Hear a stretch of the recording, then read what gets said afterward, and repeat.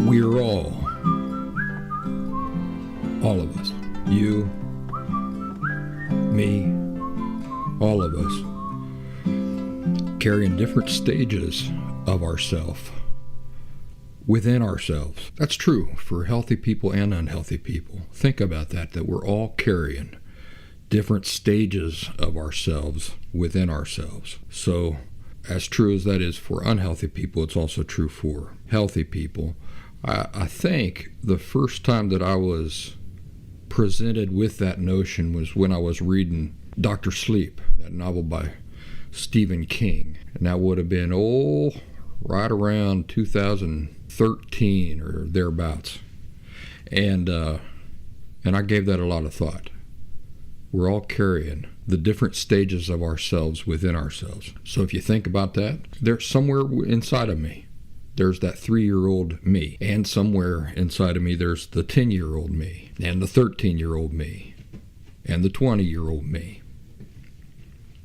All those stages of myself still in there. We grow up, we become adults, but that version of us from first grade is still in there too. What happens to those children? What those little kids inside of us, with all their needing us, all their insecurities? What happens to them? How do they get what they need? Interesting question, ain't it? Well, obviously healthy people, healthy adults, aren't running to their parents every time their inner child feels insecure or scared or confused or needy. Healthy people, then, they are parenting the younger versions of themselves within themselves, and they do this by intuition, an unconscious, probably in most cases, an unconscious understanding that it's not mom and dad's responsibility anymore to take care of that little kid. It's their own responsibility, ain't it? Not anybody else's responsibility. It's not their wife's responsibility. It's not their husband's responsibility. It's their own responsibility to care for those different stages of oneself, to console, comfort, reassure.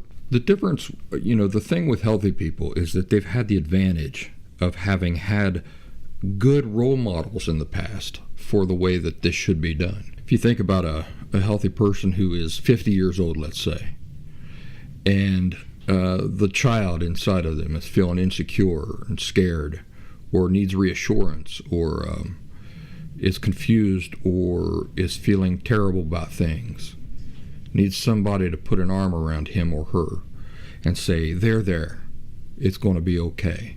Or, yes, what you did is wrong. You need to do it better next time, but don't use it to feel bad about yourself. They have the experience of the way they were parented to draw on. And so they say, well, my parents, the way that they parented me was in this very healthy way. So now when I parent myself, I know the model. I know how I'm going to do that. In other words, not shaming, being patient with themselves, while at the same time not tilting that teeter-totter too far into permissiveness and so forth. But what happens with people who were raised in unhealthy families? Well, that's a challenge, ain't it? It's a challenge because if you were raised with unhealthy parents, then you did not get that healthy model. I know that's true in my case. For those of you who don't know my story, I lived with completely oblivious to the fact that I had borderline personality disorder all the way up until my mid to late 30s. And then I authentically recovered from it. I rid myself of that disorder. But I can remember back, and I can put myself in the same boat as many of the people who listen to me.